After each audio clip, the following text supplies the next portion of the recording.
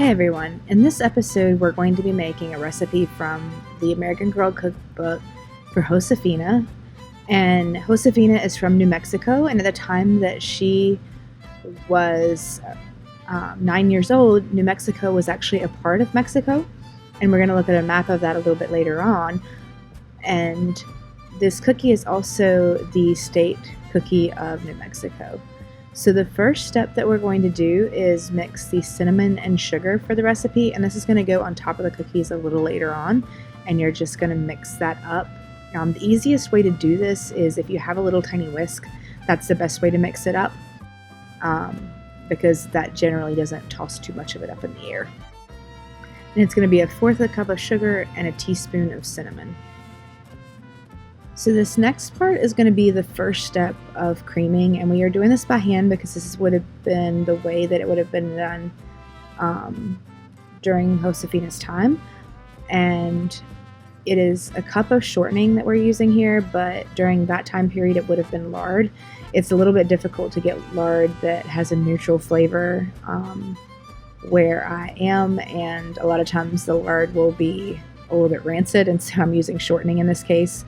But shortening was not around until around the 40s, and so but butter would have been less likely in this particular case. But basically you're just taking the shortening or lard and working it around the edges of the bowl to get it softened up and get it to where it is starting to get a little fluffier and lighter, and you're just pressing it up against the sides and softening it as you are working. The goal of this is just to get a little bit of air in there before you start to add your sugar in. So then you're going to slowly work in your sugar as you mix that in, and you're going to be working this in until it gets light and fluffy, slowly adding it in. So as we are working the sugar in, I wanted to give you a little bit of a history of Josefina. She was in New Mexico, and this was prior to the United States having possession of New Mexico. So this was around 1824. The United States didn't really have possession of New Mexico as a state until 1858. So during this time period, Josefina would have been Mexican. And so it wouldn't have been until she was an adult that she would have become an American citizen. And the few things that really stood out to me about Josefina, Josefina, when these books started, had lost her mother. And so the Bizcochitos were a part of the Christmas celebration. They're a Christmas cookie. And so this is the second Christmas that she had lost her mother. And that's one thing that I really love about the American Girl books, is that they don't really shy away from difficult topics with kids. And that's something that is really important because children have difficult things that they're dealing with. And the thing that's really important in these stories is that each of Josefina's sister and Josefina herself had a different way of dealing with their grief. And each one of them had their own different way that they connected with their mother. And so it shared throughout the stories the different ways that grief hit them. For Josefina, it was when a goat destroyed the flowers that her mother had planted. For another sister, it was in not giving up a doll that was supposed to be passed down to Josefina, but she wasn't ready to give it up because it was something that her mother had given to her. For another sister, it was in losing the embroidery that was a part of things. So it's so important to not shy away from these topics, because at some point in time, kids might need a frame of reference for what these types of situations might look like. And so those things are important. The other thing that was really interesting in this story is that one of the servants that Josefina's family had was of Navajo descent, and they spoke about her. Her name was Teresita, and they spoke about her being taken from her family. And so when Josefina was talking about missing her mother, Teresita was talking about missing her mother because she had been taken from her. So they had common ground in that area. And so it was a really interesting way of them having common ground and learning from each other. And it seemed like Josefina's family was pretty well off because they had a good amount of land and a good amount of farming that they were able to do, and they took care of a lot of the people in the village as well. And finally, the other thing that was really interesting was Josefina and her sisters and her mother were not able to read, but her aunt, Tia Dolores, was able to read, and she promoted reading as a way to connect to her mother because they were able to write down the stories that they had, and also they were able to write down the poetry and things that they connected to as well. That reading and writing was a way to continue the stories on that were shared. So this recipe is written like a lot of cookie recipes are, and it is a creaming recipe. And so the next step is going to be to add your egg in, but the other thing you're going to do is add in your flavorings at this point. And so you're going to add in 1.5 teaspoons of anise seed, and also your vanilla can be added in at this point as well. And that's going to make sure that it gets completely mixed in, because it's a little easier to mix it in at this stage than it is once you add your dry ingredients in. So I am mixing that in with the wooden spoon, and you'll see in just a few minutes that I switch over to a rubber spatula. They would not have had a rubber spatula at that stage, but you also might have seen me in the earlier section shaking my hand out a little bit. Normally now we use a mixer for these processes, but when you're doing this by hand, it does get a little bit tough for your hands to work with. So I am using the rubber spatula just to make sure that I'm working all of the fat and sugar in and that everything is coming together as well as possible before I start adding the dry ingredients in. Once you do that, it gets to be a lot tougher to mix, and especially since we're mixing this by hand, you want to make sure that all of these ingredients are thoroughly mixed before you add your dry ingredients. So your next step is going to be to sift the dry ingredients together, and generally now sifting is not a really big deal. The only thing you really need to sift things for typically is things like angel food cake, but in this recipe the sifting is acting as a mixing process. So you're sifting together your flour, baking powder, and salt to mix your dry ingredients. So it's a little bit of a different way of combining them. You can also just mix them together with a fork or a whisk just to get them combined, but using the sifter is just a way to make sure that everything kind of gets combined together a little bit better. So very rarely will I use a sifter unless it is as a function of mixing the ingredients together.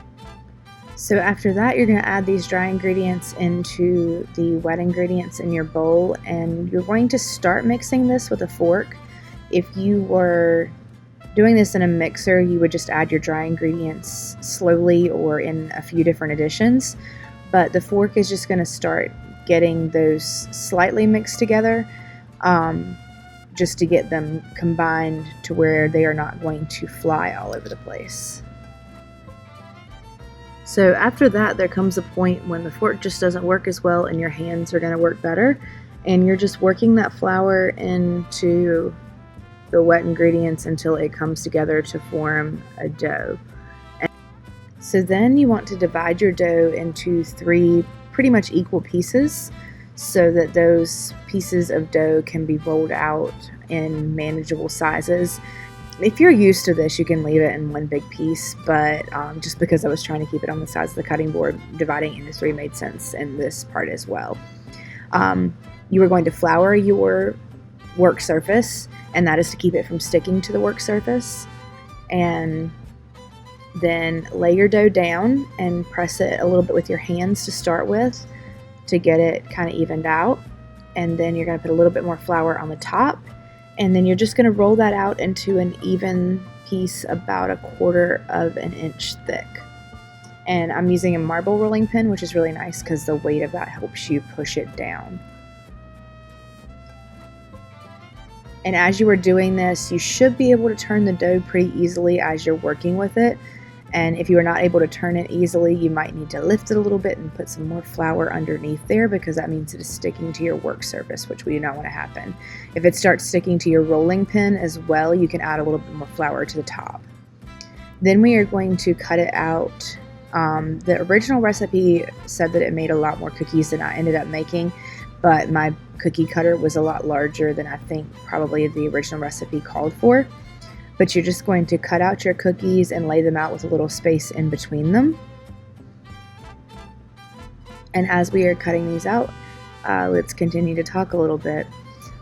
Something that we have had throughout our history and learning about the history of the United States is it is very Eurocentric. It is very centered on the people that came here from other places. And we kind of tend to forget that there was an entire thriving culture of people that were already here when we arrived. Not only were there Native Americans, but there were also Mexicans, and Josefina is a part of that culture. So when these books were set, which was around 1824, she lived in New Mexico, but New Mexico was actually a part of Mexico at that point in time. So it wouldn't be until much later that Josefina would become an American citizen. And there was a thriving culture. There were things that they were very much different than what the European-centric things that we consider to be the history of our country. And so it's very important that those things not be erased over time. After you've gotten all of that cut out, you want to press your little scrappy pieces together. You want to not roll your scraps too many times, because the more you work the dough, the tougher it'll get, which means you have tough cookies. But you're going to press that out and then just kind of follow your same rolling process until you get more cookies. So you're just rolling and cutting out. One thing that was really interesting about reading these books is it was talking about, this is kind of an exciting time period for New Mexico as a whole, because prior to this point, Mexico was under the rule of Spain, and so they had not been able to get shipments from places other than Spain. And so right during this book, they were able to start getting stuff shipped from Santa Fe and areas like that. So it talked about all the trade routes, and so that was really interesting as well. I think that's something that's really good in terms of having your kids read historical fiction, because it's a way to learn about history through the eyes of a kid that's like them. And I think that's part of the reason that I connected with this so well was, Josefina came out when I was a little bit older. She came out in 1997, which I would have been around 7th grade. But learning about history through the eyes of somebody that's the same age as you is really, really helpful for understanding what things look like, because that's the way that history would have looked to them through that time period. And I think that's the reason I still to this day have such an interest in history. One of the things that is really interesting reading these books is learning about the different ways that cultures interact and the different ways that things were back then, because at that time, women couldn't even suggest things to men, and children couldn't suggest things to adults. And so it was a very different concept of interacting with people. That was something that when I was younger, it didn't hit as hard as it did as an adult. And reading that when I was going through things, I was like, wow, like I had never really thought about the fact that women were not even allowed to have a voice at that time, and that it was considered to be like a gift if a man took their suggestion. It was very interesting to read that portion of it, because Tia Dolores, Josefina's aunt, suggested something and it was considered to be kind of shocking.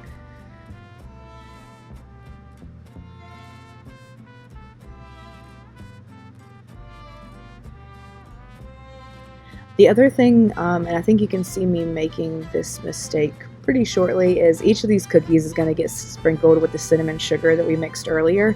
So you just sprinkle the cinnamon sugar on top before you bake the cookies. So that's important to know as well.